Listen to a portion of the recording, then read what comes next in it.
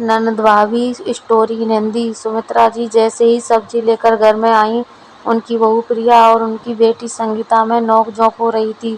सुमित्रा जी ने सोफे पर बैठे हुए कहा, सुमित्रा बहू क्या बात है, तू हमेशा संगीता से लड़ती रहती है। प्रिया, हाँ माँ जी, आप भी मुझे ही सुना लो, दीदी की गलती तो आपको कभी दिखेगी नहीं। तभी दूसरे कमरे में से संगीता रोती हुई आई और अपनी माँ के पास सोफे पर बैठ गई।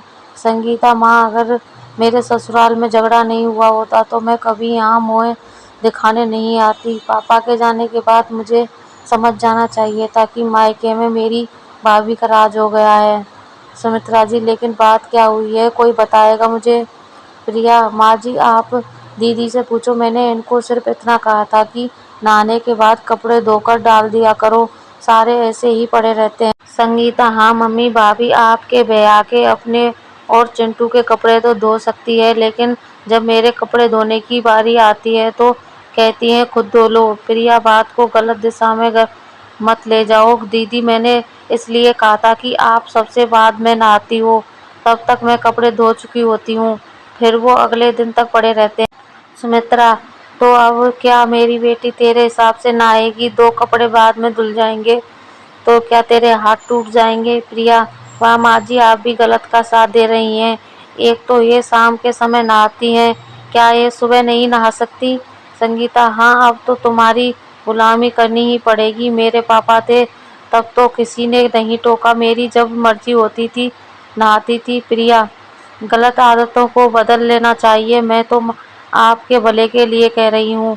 आप दोपहर को सोकर उठती हो, फिर नहाने जाती हो, कल ससुराल में क्या करोगी? सुमित्रा, बहू तू अंदर जा, अभी मैं बैठी हूँ, अब तेरे हिसाब से नहीं चलेगा। प्रिया बिना कुछ बोले अपने कमरे में चली जाती है। इधर संगीता अपना सामान पैक करने लगती है। सुमित्रा उसे समझाती है लेकिन वह नहीं मानती और अपने पति विनोद को फोन करती है। संगीता, सुनो जी, तुम मुझे आकर ले जाओ, अब यहाँ नहीं रहना चाहती हूँ। विनोद, लेकिन तुमने तो कहा था कि मेरी माँ के साथ नहीं रहूंगी। संगीता, मुझे माफ कर दो, मैं उनके साथ कभी लड़ाई नहीं करूंगी। शाम को विनोद संगीता को लेने आया। संगीता, भाभी मैं जा रही हूँ और अब शायद कभी नहीं आऊंगी, भैया आए तो उन्हें कुछ मत बताना, नहीं तो वो परेशान हो जाएंगे। प्रिया, दीदी मैंने जो कुछ कहा उसे याद रखना, ससुराल में ये गलतियां मत करना, मैं आपकी दुश्मन नहीं हूँ, मैं तो आपका भला चाहती हूँ। संगीता अपनी माँ के गले लगकर कहने लगी, संगीता, बहुत ढील दे रखी है आपने अपनी बहू को, किसी की भी बेइज्जती कर देती है। मैं तो जा रही हूँ, ऐसा ही रहा तो किसी दिन आपको भी बाहर का रास्ता दिखा देगी।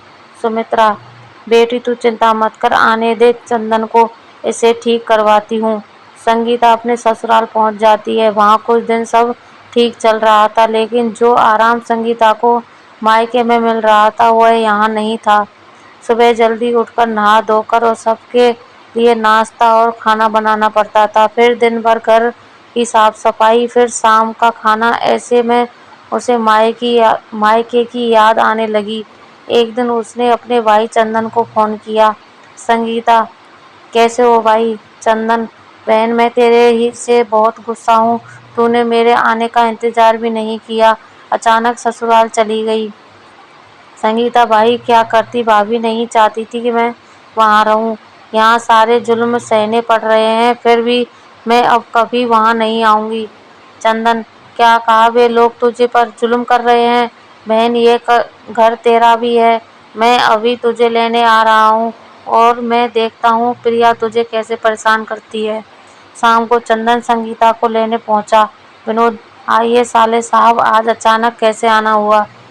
चंदन, आप मेरी बहन को परेशान कर रहे हैं, मैं उसे लेने आया हूँ। विनोद, लेकिन हमने क्या किया? चंदन, वो सब मुझे नहीं पता, संगीता चल कर। संगीता बाहर आती है और उसने सामान पहले ही पैक कर लिया था। विनोद संगीता से पूछ रहा था लेकिन वह बिना कुछ बोले चंदन के साथ घर के लिए रवाना हो गई। घर पहुंचकर चंदन ने प्रिया को बुलवाया। चंदन, प्रिया संगीता अब यहीं रहेगी, उसके ससुराल वाले इसे परेशान कर रहे थे, अगर तुम्हें यह पसंद नहीं तो तुम अपने घर जा सकती हो। प्रिया रोते हुए अपने कमरे में चली जाती है। सुबह प्रिया अपना सामान पैक करके अपने घर चली जाती है। चंदन, ये तुम्हारा आखिरी फैसला है, मैं तुम्हें लेने नहीं आऊँगा। प्रिया, जिस घर में सही गलत में फ़र्क ना समझा जाए वहाँ रहने का क्या फ़ायदा। संगीता, भैया आप मेरी वजह से भाभी को मत निकालिए, मैं इनके साथ ही रह लूँगी। तभी पीछे से विनोद की आवाज़ आती है। विनोद, हाँ हाँ भाभी को रोक लो वरना तुम्हें काम करना पड़ेगा। चंदन, अरे आप यहाँ कैसे। विनोद भाई, तुम्हारी बहन यहाँ इसलिए रहना चाहती है क्योंकि इसे काम नहीं करना पड़ता। अगर तुम्हारी पत्नी चली गई तो इसे यहाँ भी काम करना पड़ेगा।